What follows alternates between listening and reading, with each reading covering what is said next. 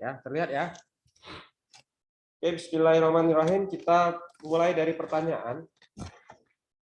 Mengapa petir bisa menyambar ke manusia? Mengapalah terjadi ada petir itu kan? Ketika hujan biasanya kita lihat ada petir menyambar. Kadang ada yang bisa kena ke manusia. Ada yang mau jawab? Karena muatan-muatan yang ada di awan. Karena ada muatan ya. Oke, kita lihat. Sebenarnya itu semua adalah tentang teori listrik statis. Listrik yang tidak mengalir. Maksud tidak mengalir di sini bukan tidak bergerak ya, Nak. Dia tetap bergerak. Ya. Tidak mengalir definisinya di sini. Dia bukan tidak bergerak, dia bergerak tapi sangat kecil. Ya, gerakannya nggak sebesar listrik dinamis yang minggu lalu semalam ya terakhir ya kita bahas. Jadi dia hanya sekedar tarik menarik saja, intinya dia nggak kencang lah. Ya, kita bisa bedakan kalau kemarin dinamis itu alirannya kencang, bahkan kita bisa kesetrum dan wafat kalau terlalu besar arusnya ya kan, kalau kita megang listrik. Nah, kalau di statis ini nggak ada efek yang membahayakan terlalu besar untuk ke tubuh kita. Artinya ketika kita bermain di listrik statis, bergerak sih listriknya, ada sih efeknya, tapi nggak terlalu besar, kecil aja dia. Ya, jelas ya sampai sini ya. Nah, ini contoh sederhana, tanpa alat-alat listrik, kita bisa melihat adanya reaksi listrik statis di lingkungan kita. Ya, contohnya bisa anak-anak Bapak praktekkan. Ini ada penggaris plastik ya. Bapak rasa rata-rata punya lain di rumah. Silakan gosok-gosok di rambut. Lalu siapkan kertas dengan potongan-potongan kecil. Ya, ini contohnya. Entah kenapa penggaris yang dari plastik ini yang sudah kita gosokkan ke rambut kita dekatkan ke kertas ini. Kertas ini akan tertarik. Betul nggak? Udah pernah coba ya, Nak ya? Udah, Sir. Udah sering kan? Entah kenapa tertarik. Ada yang mau dulu kan SMP udah belajar nih. Ada yang mau ngasih pendapat? Kenapa kira-kira tertarik nggak?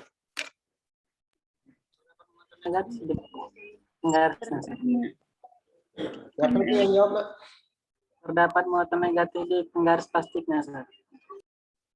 Ada muatan negatif di Penggaris plastik. Oke. Thank you, terima kasih. Ada yang lain? Sir, Nah, silakan, Nak. muatan dari rambut itu berpindah ke penggaris jadi bisa menarik kertas, Sir. Oke. Intinya dari dua jawaban tadi Bapak melihat adanya perbedaan muatan ya kan? Ya, Sir. Antara penggaris plastik dengan kertas. Kenapa terjadi perbedaan muatan? Karena penggaris plastiknya digosok-gosok ke rambut tadi. Bisa jadi ada perubahan muatan di penggaris plastik. Nah, nanti kita lihat. Tapi untuk lebih dalam, kita bisa memahami proses ini, sebenarnya kita harus paham yang namanya konsep atom. Ya, Bapak rasa atom juga sudah dipelajari di kimia. Bapak hanya sekedar menyampaikan saja, mengulang. Ya, ketika kita melihat ada zat, ini ada zat, entah katakan kayu, batu, terserahlah apa, maka sebenarnya zat ini tersusun dari bagian-bagian yang sangat kecil yang disebut dengan atom. Kalau dulu orang memahami atom ini atomos, sesuatu yang tidak dapat dibagi lagi ya kan? Dari kata atomos, a tidak, tomos dibagi, berarti tidak dapat dibagi. Tapi pun ternyata dengan berkembangnya ilmu pengetahuan, atom itu ternyata banyak lagi bagiannya. Nah, inilah diteliti di zaman sekarang itu ada inti atom. Ya kan? Ada elektron yang berada di kulit-kulitnya ini. Nah, ini elektron ini negatif, Kalau inti atom ini terdiri dari apa, nak? Ada yang tahu? Sebelum Bapak lanjut. Proton dan neutron, Sir. Iya. Inti atom terdiri dari proton dan neutron. Nah, jadi atom itu ternyata ada beberapa, ada yang inti ya. Inti itu gabungan dari proton dengan neutron. Proton itu muatannya positif, neutron itu tidak bermuatan, elektron negatif. Ada yang berpendapat sebenarnya nggak ada neutron ini.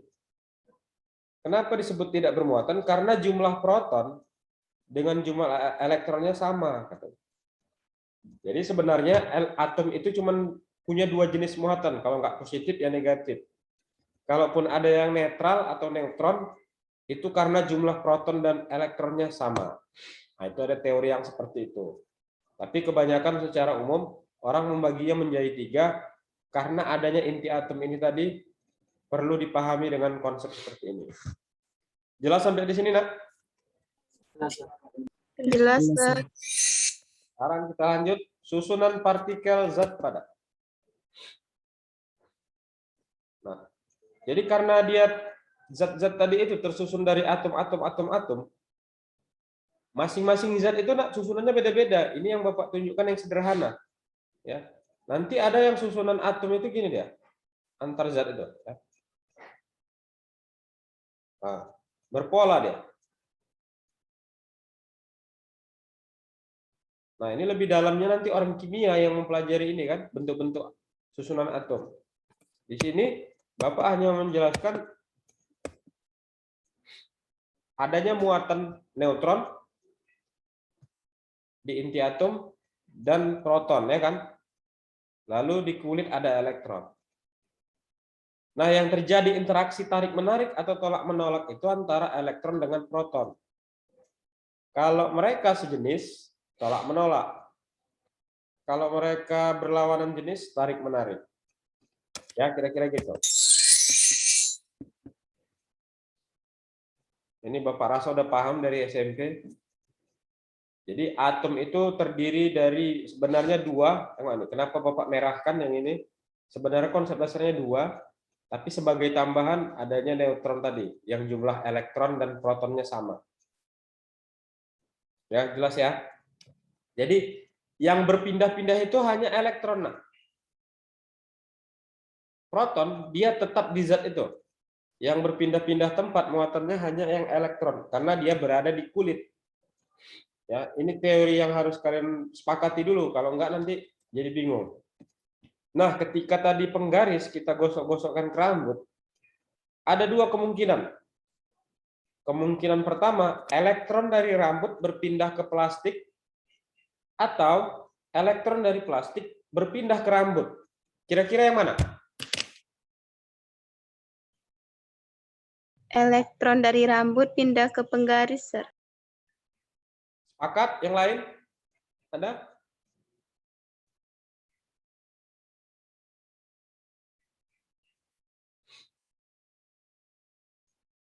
Nggak ada lagi yang ngomong ya? Oke, kita lihat lagi nanti. Jadi yang bisa terjadi pada suatu zat atau benda hanya dua kemungkinan. Apakah dia kekurangan elektron, maka dia muatannya positif. Atau dia kelebihan elektron, maka muatannya negatif. Tadi kira-kira yang terjadi pada penggaris plastik, dia kekurangan atau kelebihan? Kelebihan, Sir. Kelebihan, yakin ya? Ya, Sir. Oke, sepakat berarti ya. Berarti penggaris plastik bermuatan negatif karena dia mendapat suplai tambahan elektron dari rambut manusia. Ya kan? Sehingga ketika didekatkan dengan kertas yang bermuatan positif, dia akan tertarik. Kira-kira gitu ya teorinya ya. Kita lihat Iya, Sir. perkembangan model atom ada banyak, tapi yang paling sering digunakan biasanya adalah model atom hidrogen. Apa itu model atom hidrogen? Nah, gini dia. Hidrogen kalau di tabel kimia berapa, nak? Nomor masanya? Ini yang pertama kan, di sebelah kiri paling atas nih kan. Ya, Sir. Nah, inilah dia model paling sederhana. Ada proton di inti satu, ada elektron di kulit satu. Nah, ini dia. Jadi si elektron itu yang bergerak mengelilingi intinya. Kalau mau lebih kompleks lagi yang helium. Helium ini nomor masanya 42 ya kalau nggak salah Bapak ya. 42. Ya kan? Protonnya ada, ini ada inti atomnya, ini ada elektronnya. Elektronnya ada 2 ya di luar ya. Kalau nggak salah penulisan kimia gini ya. Iya betul nggak?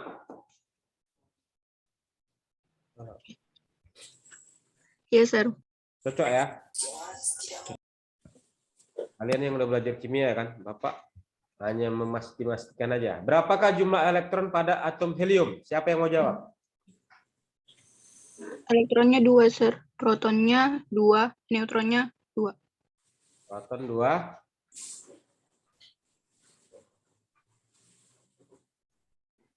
Apakah atom helium di atas bermuatan listrik, Nak? Siapa yang mau jawab? Karena di fisika yang mau Bapak ajar ini cuma muatan listrik yang Bapak minta, bukan bentuk-bentuk atom ini ya kan.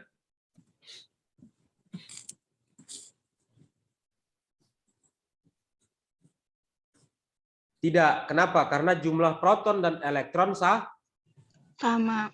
sama, berarti netral, masih 0 dia. Mengapa netral? Ya karena jumlah proton dan elektronnya sama ya kan, bisa dijawab lah ya. Nah, sekarang kita ke lithium.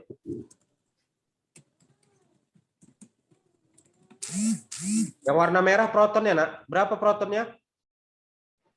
3, Sir. Elektron? 3, Sir. 3, Sir. Apakah dia bermuatan listrik, Nak? Tidak, Sir. Tidak, Sir. Netral. Kenapa netral? Karena jumlah elektron dan proton sama, Sir. Oke, good. Ya.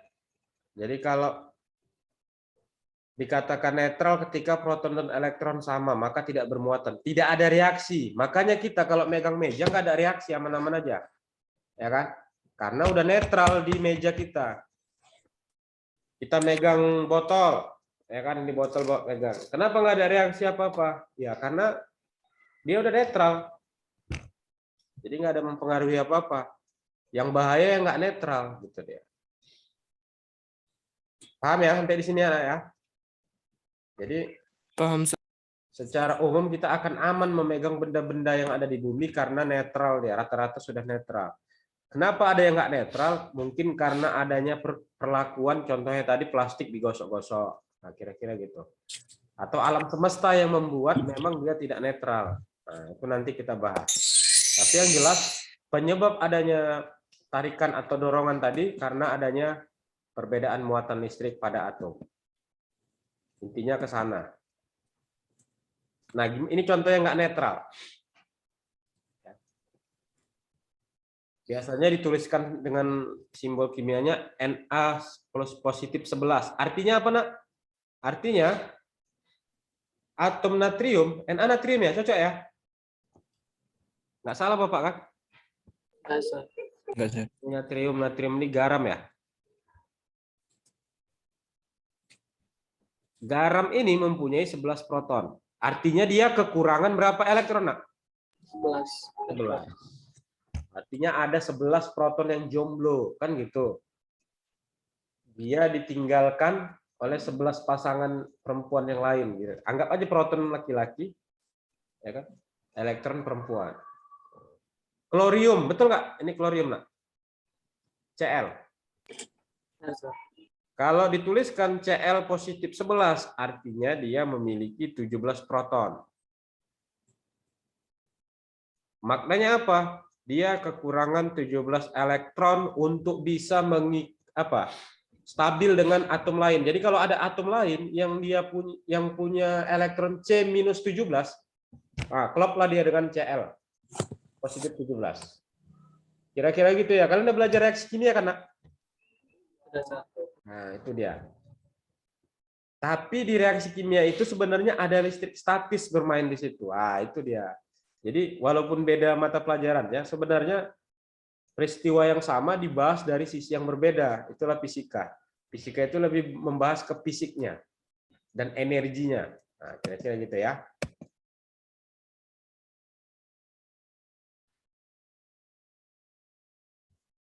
Oke, kita lanjut.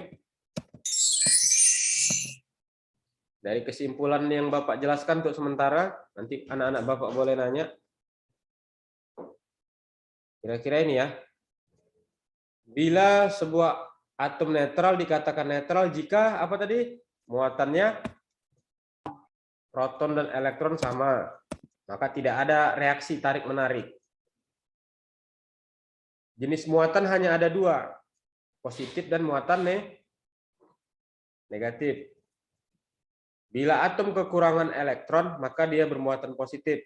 Bila atom kelebihan elektron, maka dia akan bermuatan negatif. Ya, kira-kira itu Bapak rasa sudah dipelajari lah SMP.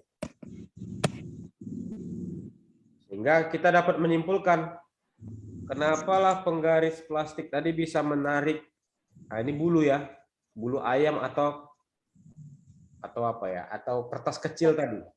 Yaitu tadi karena adanya perbedaan muatan yang ada di zat masing-masing. Anak-anak Bapak boleh screenshot ini, nanti boleh coba secara mandiri di rumah.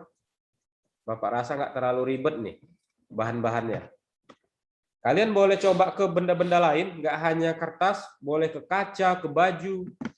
Ya, mumpung kalian di rumah, daripada kalian ngelamun, coba nanti setelah belajar ini coba aja nih, ya, screenshot aja nanti praktekkan. Nah, sekarang kita masuk ke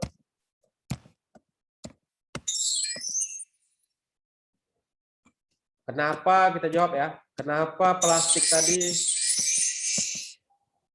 bisa awalnya kan netral nih, Nak. Ya. Ini penggaris plastik, ini benda yang entah kain, entah kertas, apalah, sama-sama netral sebenarnya. Ya. Tapi ketika digosokkan kain wol ini ke penggaris plastik, apa yang terjadi yang kalian lihat? Muatannya tinggal, Sir. Elektron di penggaris bertambah ya? Iya, Sir. Dapat dari mana dia? Dari wall, Sir. Iya, dari kain wol. Ketika digosok-gosok, itulah dia. Ini pertanyaan-pertanyaan sederhana yang sering membingungkan juga kadang kalau ditanya ke siswa ya. Makanya Bapak jelaskan di sini.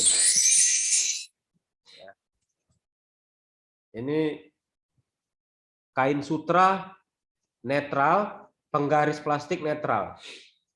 Kita lihat kalau Bapak gosok-gosok, apa yang terjadi? Nah, apa yang kalian lihat, Nak? Kain sutra, elektron nambah, Sir. Tadi kain apa? Yang berkurang tadi apa? Kain wol. Wow. Kain sutra malah dia menyerap elektron yang ada di penggaris plastik, ya kan? Iya, Sir. Nah, kebalikannya. Jadi hati-hati, ini terkadang bisa salah-salah jawab nanti. Nah, ini didapat dari mana? Dari percobaan. Percobaannya kok bisa tahu Pak ada elektron yang berpindah? Nanti ada alatnya namanya elektroskop. Bisa mendeteksi muatan benda. Ya. Kira-kira elektroskop itu konsep kerjanya seperti ini, Nak. Kalau ada tolak-menolak atau tarik-menarik di dalam alat itu didekatkan, maka dia berpendapat di situ ada yang namanya nanti, nah ini yang mau kita bahas. Ya. Ini plastik dengan kaca. Dari percobaan-percobaan sederhana ini, nah inilah nanti ternyata semua itu disebabkan oleh yang namanya hukum Coulomb. Karena si Coulomb yang melakukan pengamatan-pengamatan tadi dan mencoba membuat kesimpulan. Misalnya ini ada dua muatan positif dan positif. Dia gantung, ternyata terjadi pergeseran, tolak-menolak. Q1 muatan 1 ke kiri, Q2 muatan 2 ke kanan. Mereka akhirnya terpisah pada jarak R.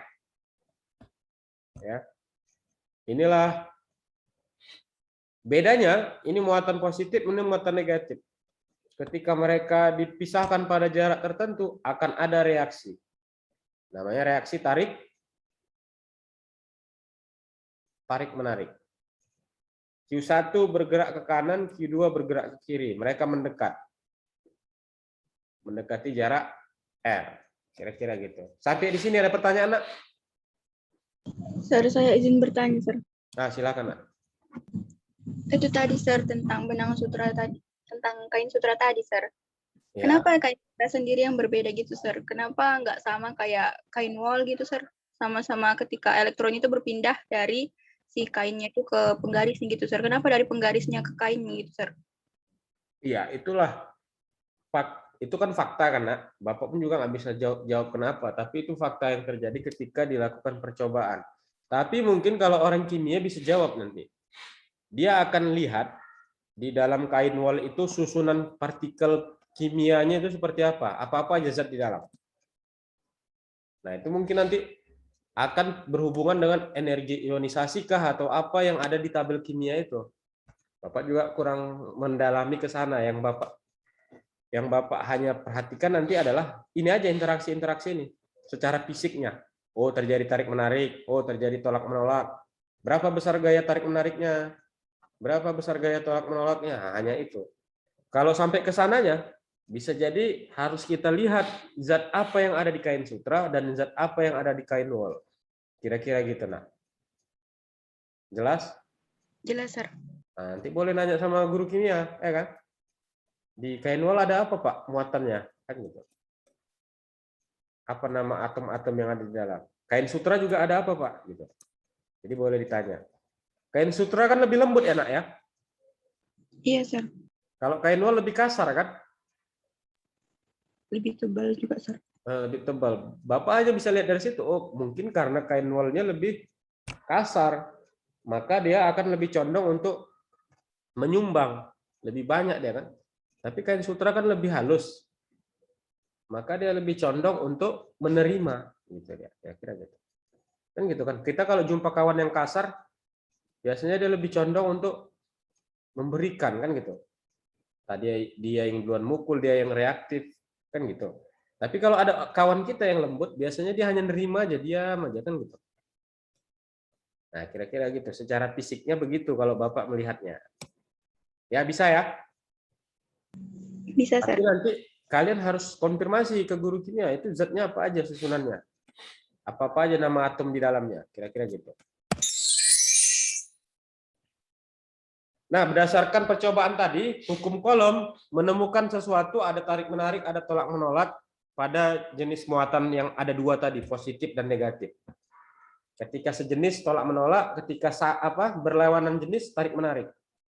Dari percobaan disimpulkan, besarnya gaya yang ditimbulkan itu dipengaruhi oleh muatannya Q1 dan Q2 berbanding terbalik dengan jarak kuadratnya, kuadrat jaraknya.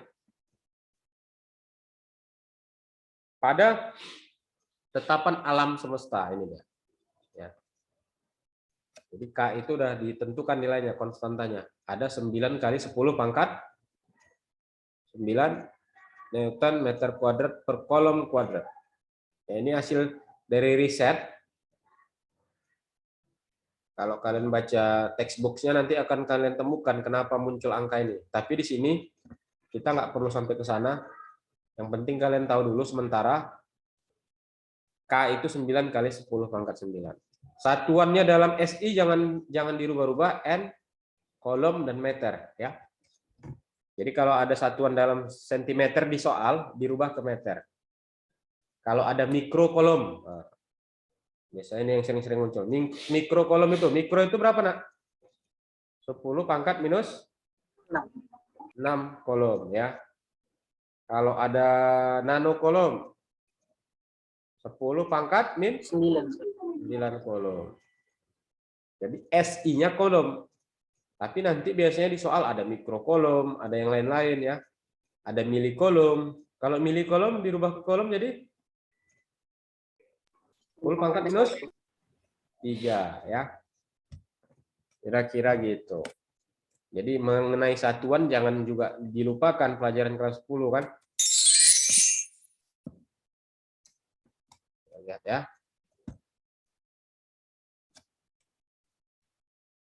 Ini Bapak kasih contoh kasus. Ya. Dua buah muatan. Dua buah benda masing-masing memiliki muatan 3 mikrokolom. Ada berapa mikrokolom, Nak? 10 pangkat 6, sir. Ini jadi 3 Kali 10 pangkat 6. 10 pangkat minus 6 kolom. Minus 2 mikrokolom. Apa tanda minus ini, Nak? Muatannya negatif, sir. Iya, dia muatan negatif. Kalau nggak ditulis berarti dia muatan positif. Ya, ini harus kita sepakati dulu. Kalau nggak ada tulisan apa-apa berarti ini kita anggap positif.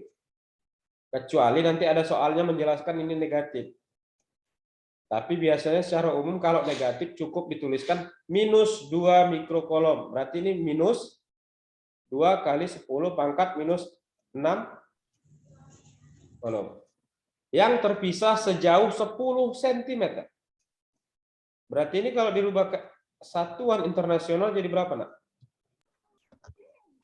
1 kali 10 pangkat 2, sir. 0,1 Meter.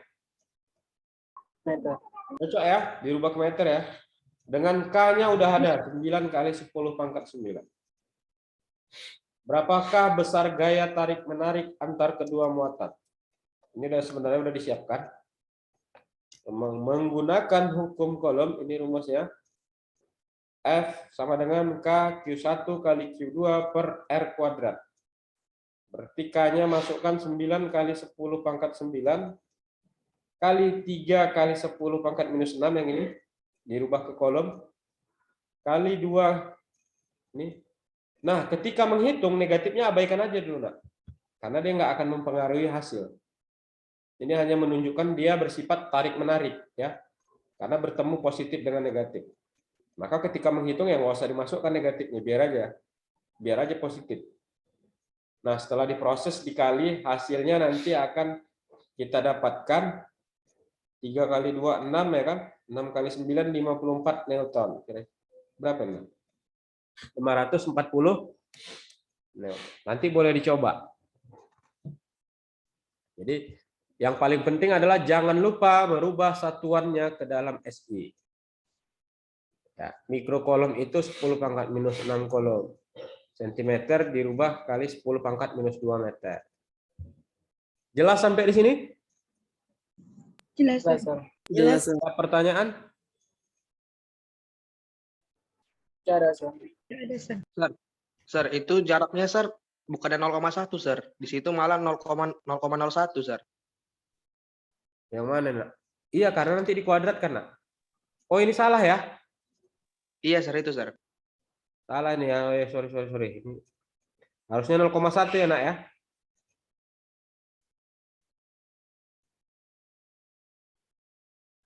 Ya. Kelebihan ini ya. Ini mungkin maksud soalnya 1 cm nih, ya. Kalau 1 cm betul dia. Oke ya. Itu hanya tinggal masalah nolnya aja, mungkin ketika mengetik tuh. Ada pertanyaan lagi yang lain?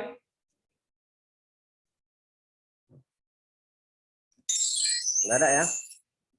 Nggak ada, Sir. Nanti medan listrik nanti di hari Rabu depan aja ya.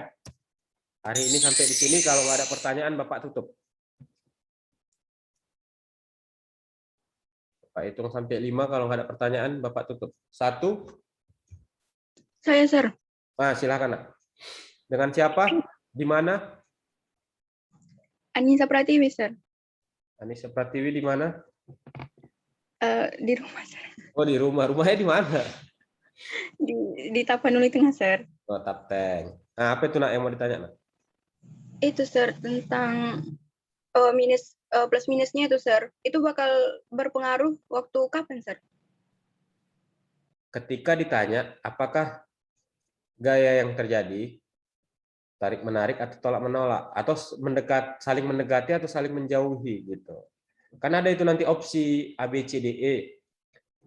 Misalnya nih ya, ini hasilnya 540 saling mendekati. Betul atau salah, Nak? Betul, Sir. Benar, Sir. Nanti opsi B 540 saling menjauhi. Salah atau benar nih? Salah, Sir. Salah. Kenapa saling menjauhi salah? Karena satu muatan positif, satu muatan. Negatif. Nah, jadi jenis negatif ini hanya membuat persepsi kalian, oh ini saling mendekati, oh ini saling menjauhi. Paham ya? Paham, Sir. Tapi dalam hitungan nggak ada pengaruh. Tetap aja cara menghitungnya normal. Dianggap negatifnya nggak ada. Jelas? Jelas, Sir. Ada lagi yang mau bertanya yang lain? Nak? Nah, saya bertanya, Sir.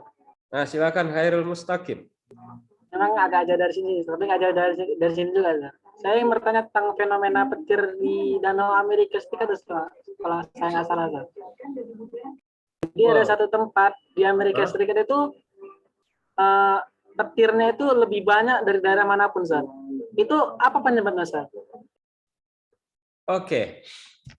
Ini mungkin kamu banyak nengok YouTube ya, kan, Nak? Enggak juga, Sir.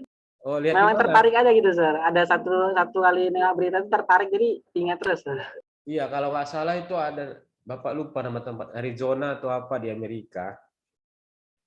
Dia itu bentuk alamnya itu gurun, Nak.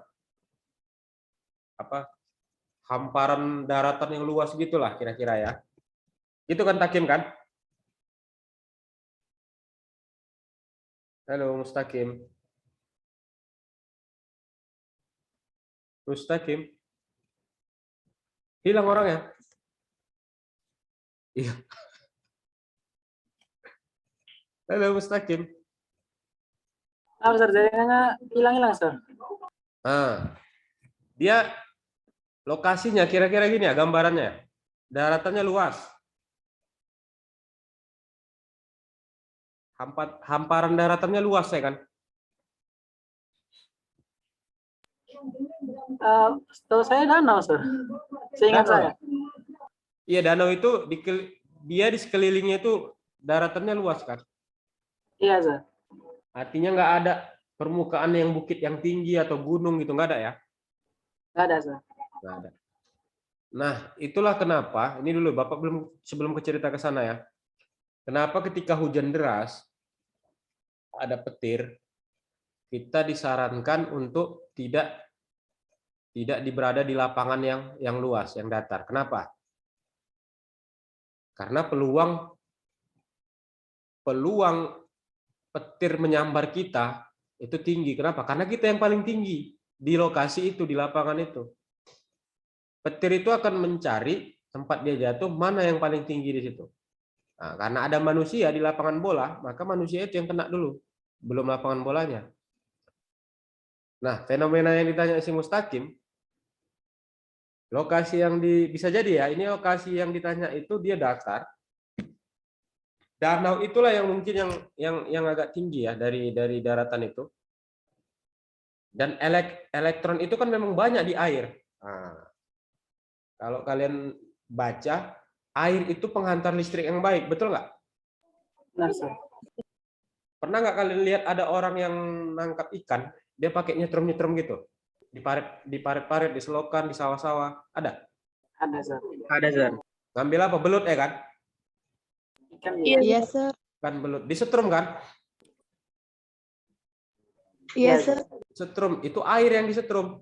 Airnya mengalir, kena lah ikannya. Mati ikannya, tinggal ngambil aja. Kira-kira gitu.